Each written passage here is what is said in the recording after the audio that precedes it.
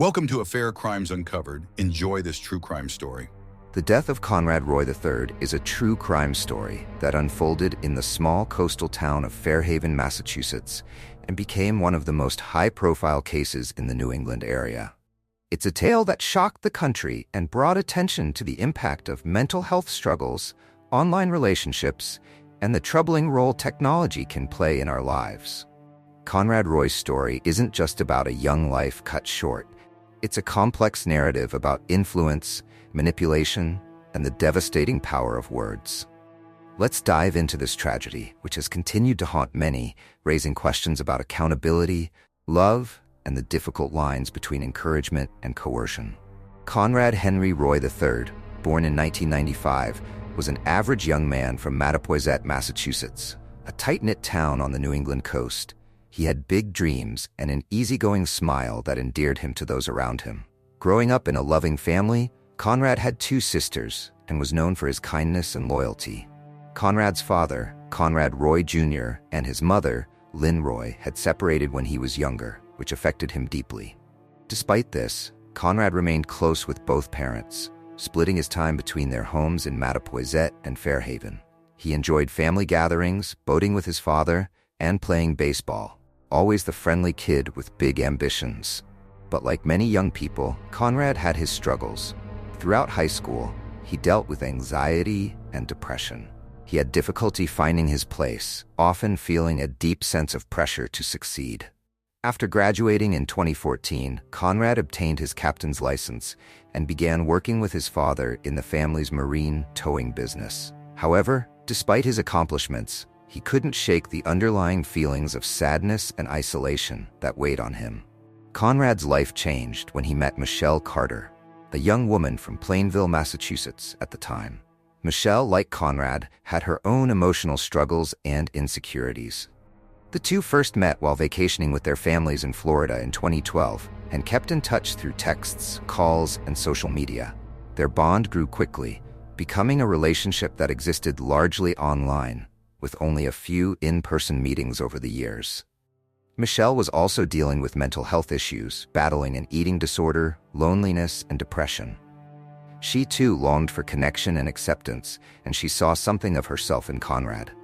Their bond was intense yet complicated. They often discussed their fears, dreams, and insecurities, supporting each other during their darkest moments. Their connection was both a comfort and a source of tension. As the years went by, their conversations began to take a darker tone. They spoke about depression and suicide, confiding their deepest feelings. But for Conrad, these feelings were more than words. He was truly struggling to find a reason to keep going. In the months leading up to July 2014, Conrad's mental health took a downturn. Though he had been seeing therapists, taking medications, and working with his family to improve his mental state, he still felt lost. His thoughts frequently turned to suicide, and he expressed these feelings in messages to Michelle.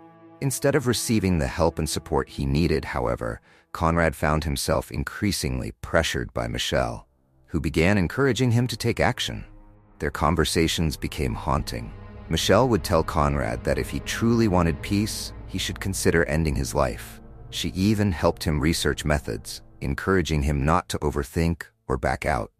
In one chilling message, she told him, "You just have to do it, Conrad. You're ready and prepared. All you need is to take that final step." The words that should have been encouraging were instead a push toward a tragic decision. While Conrad's family had no idea of the depth of his despair, Michelle seemed to embrace the role of his confidant, and perhaps something more sinister. She began instructing him on when, where, and how he should go through with his plans. Text after text, message after message, Michelle encouraged Conrad's fatal decision. For someone as vulnerable as Conrad, this pressure from someone he trusted became a powerful and ultimately tragic influence. July 13, 2014 was a warm summer evening in Fairhaven. Conrad was in his truck, parked at a Kmart parking lot. Earlier in the day, he had spoken to his family and nothing seemed amiss. But inside, Conrad was struggling, torn between life and the decision Michelle was urging him to make. Throughout the day, Conrad and Michelle exchanged messages. She sent him texts, ensuring he was going to go through with it, even encouraging him when he had second thoughts. At one point, Conrad stepped out of the truck, overcome with panic. He texted Michelle, telling her that he couldn't do it, that he wanted to live. But instead of supporting his change of heart, Michelle insisted he get back in the truck. She told him he needed to finish what he started, urging him to go through with the plan. Conrad returned to the truck, following Michelle's instruction, and by the end of the night, he was gone. The cause of death was carbon monoxide poisoning. His life, filled with unfulfilled dreams and the pain of mental illness, ended alone in that parking lot. The next morning, Conrad's body was found by police, slumped in his truck. His family was devastated, struggling to understand what could have driven him to such a decision. They knew he had been dealing with mental health issues, but the sudden and tragic loss was still a shock. As they mourned, they began looking for answers. Investigators started going through Conrad's phone records, uncovering thousands of text messages between him and Michelle in the days and weeks leading up to his death. What they found horrified them. A trail of messages filled with encouragement, instructions, and relentless pressure from Michelle for Conrad to go through with his plans. Conrad's family, now grappling with both grief and anger, struggled to comprehend how someone could encourage such a tragedy. They believed that Conrad's life could have been saved if Michelle had tried to support him instead of pushing him toward his death. This sense of betrayal fueled their determination to seek justice for Conrad, even if it meant taking on a legal battle unlike any other. The discovery of Michelle's messages to Conrad sparked a legal case that would challenge the limits of criminal responsibility and free speech. In February 2015, Michelle Carter was charged with involuntary manslaughter. Prosecutors argued that her texts, combined with her persistent encouragement, played a significant role in Conrad's death. The case drew national attention, with media outlets covering every detail. This wasn't a typical manslaughter case. Michelle hadn't physically harmed Conrad or even been present when he died. Instead, she was accused of using her words to manipulate and encourage him to end his life. The legal question was complex. Could words alone be enough to hold someone criminally responsible for another person's suicide? The case hinged on the idea of virtual presence, whether Michelle's influence and communication with Conrad could be considered as impactful as if she had physically been there with him. In court, the prosecution argued that Michelle's relentless encouragement was a form of psychological abuse, one that pushed Conrad to make a tragic choice. They highlighted specific texts, particularly the messages telling Conrad to get back in the truck after he expressed his desire to live. The prosecution painted a picture of a young woman who had exploited a vulnerable person for attention and validation. The defense, on the other hand, claimed that Michelle was a troubled teenager dealing with her own mental health issues, arguing that she should not be held responsible for Conrad's actions. They contended that Michelle's encouragement, though disturbing, was not the direct cause of Conrad's death. In June 2017, after a long and emotional trial, Judge Lawrence Moniz found Michelle Carter guilty of involuntary manslaughter. He ruled that her texts and encouragement, especially her instruction for Conrad to get back in the truck, constituted reckless behavior that contributed directly to his death. Michelle was sentenced to 15 months in prison, followed by 5 years of probation. The verdict sent shockwaves through the country. Some felt that Michelle had been rightfully held accountable for her role in Conrad's death, while others argued that her sentence was too lenient. Meanwhile, many questioned the broader implications of the case. Could someone really be held responsible for another person's suicide through text messages? And what did this mean for freedom of speech and accountability in the digital age?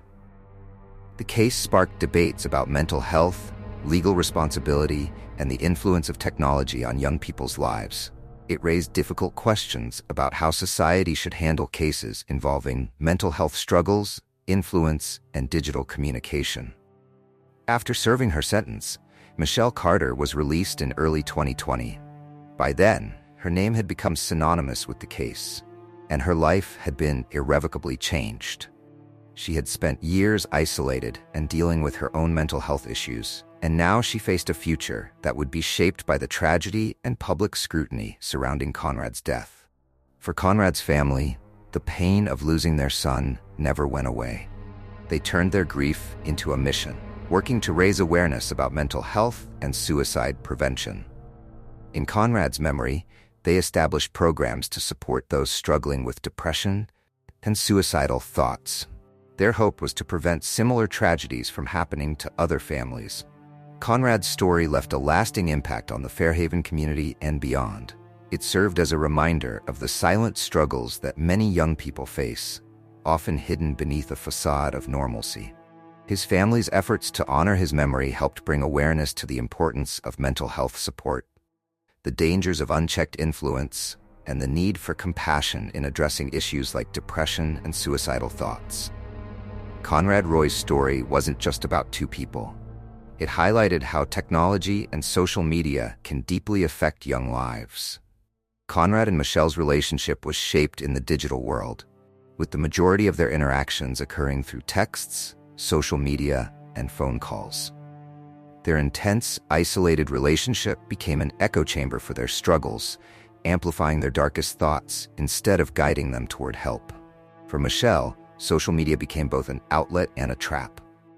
She posted messages, shared quotes, and reached out to others, often sharing personal thoughts on her relationship with Conrad. Yet, instead of receiving constructive feedback, she became more entangled in her own narrative, seeing herself as a tragic figure. Through her posts, Michelle expressed her sorrow, pain, and longing for validation. This echo chamber allowed Michelle to rationalize her actions and see herself as Conrad's savior, someone who believed she was helping him find peace. But rather than uplifting each other, their virtual connection became an unhealthy reinforcement of their individual mental health struggles. Michelle's perception of herself as someone guiding Conrad to a solution, albeit a tragic one, was emboldened by the online world she immersed herself in, further warping her sense of reality. The Conrad Roy case shone a powerful light on the struggles many young people face with mental health issues. Conrad's story echoed the experiences of countless individuals dealing with depression, anxiety, and isolation.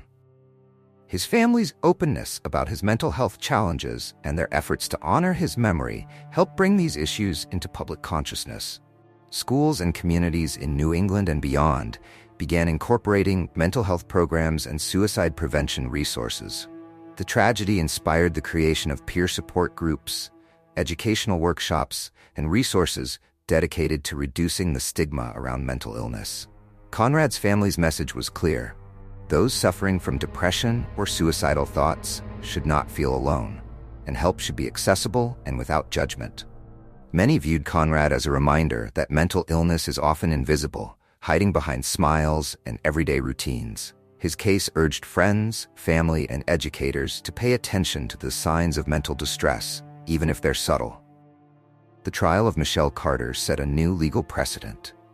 It was one of the first times in American law that someone was convicted of manslaughter based solely on their words. The ruling brought forth legal debates that extended well beyond the small towns of Massachusetts and New England. Lawyers, mental health advocates, and free speech experts debated the implications of the case. Could someone truly be held responsible for another person's suicide? Where do we draw the line between support and coercion? The court's decision established that words alone could, under certain circumstances, hold criminal weight if they were deemed as reckless or encouraging of harm. The case raised complex legal questions about accountability in the digital age. Could similar charges be brought in cases involving cyberbullying, harassment, or any kind of encouragement to self-harm? Conrad's death didn't just mark a tragic loss. It opened up a new chapter in how the law interprets influence, responsibility, and the consequences of digital interactions. For the small community of Fairhaven, Conrad's death left an indelible mark. Many residents had known him, either through his family's marine towing business or from seeing him around town. His loss was deeply felt, and his story became a call for increased awareness of mental health struggles within communities. Local organizations in Fairhaven and nearby towns began working with mental health professionals to address issues like depression and suicide among young people. Support groups, counseling services, and awareness campaigns were organized to help those suffering in silence. Schools introduced educational programs aimed at teaching students about the importance of seeking help, managing mental health, and supporting friends who might be struggling. Conrad's family found solace in knowing that their son's story had sparked conversations and actions that could potentially save lives. Their grief was now intertwined with a mission to create a supportive community and to prevent other families from experiencing the same heartache. In the wake of Conrad Roy's death, his family and advocates began pushing for new legislation to protect individuals from harmful online influence. Known as Conrad's Law, this proposed bill aimed to criminalize coercion or encouragement of suicide, particularly in cases involving online communication. The law sought to hold individuals accountable if they encouraged someone vulnerable to end their life. Conrad's family argued that while mental health support and suicide prevention programs were crucial, there also needed to be accountability for those who deliberately exploited or manipulated people struggling with mental illness. The movement gained momentum, and legislators began considering how they could protect vulnerable individuals in the digital age. If passed, Conrad's Law would mark a significant step toward addressing cyberbullying, harassment, and online manipulation. The story of Conrad Roy III is heartbreaking, but it serves as a powerful reminder of the importance of compassion, understanding, and vigilance. For those who knew him, Conrad was more than just a symbol of a tragic story. He was a young man with hopes, dreams, and loved ones who deeply cared for him. The case exposed the complexities of mental health, the pressures young people face, and the dangers that lurk in the digital world. Conrad's story urged society to take mental health seriously and to recognize the influence words can have on someone's life. His case showed that a simple text or a phone call can have lasting consequences, especially when someone is in a fragile state. The lessons from Conrad's story extend beyond the legal realm. They remind us to be kind, to listen, and to offer genuine support to those in need.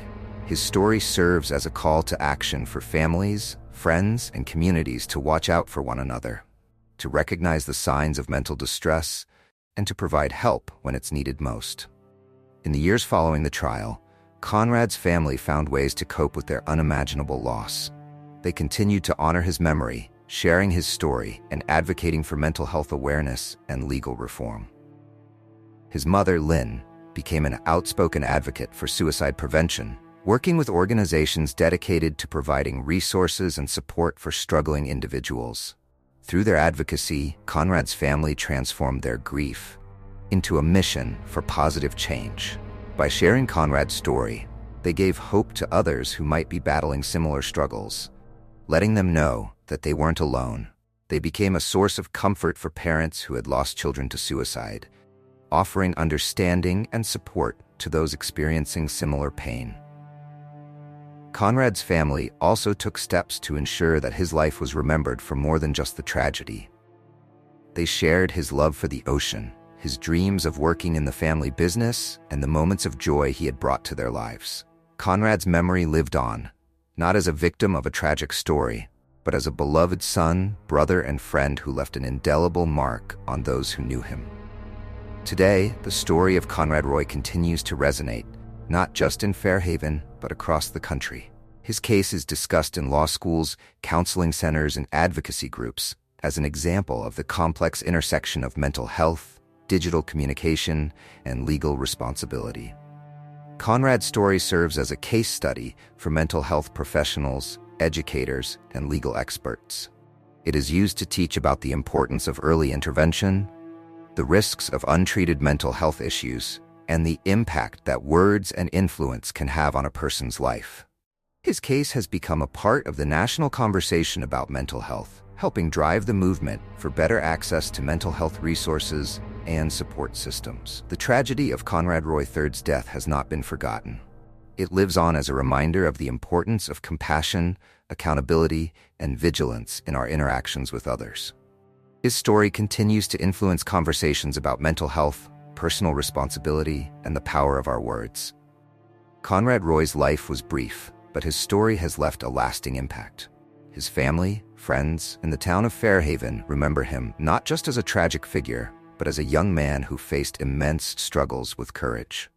In honoring his memory, those who loved him have transformed his story into a beacon of hope and awareness, advocating for mental health support and responsible communication. For everyone who hears Conrad's story, there's a powerful reminder to treat each other with kindness and understanding. His death raised awareness of the silent battles many people face and has inspired countless individuals to seek help, support their loved ones, and approach the world with empathy. In the end, Conrad Roy's story is one that resonates far beyond Fairhaven. It is a story that calls on us all to be more mindful of the lives around us, to look for the signs of distress, and to offer a hand when someone is in need. His legacy serves as a call for change, a plea for understanding, and a reminder that sometimes even a single compassionate gesture can make all the difference in the world.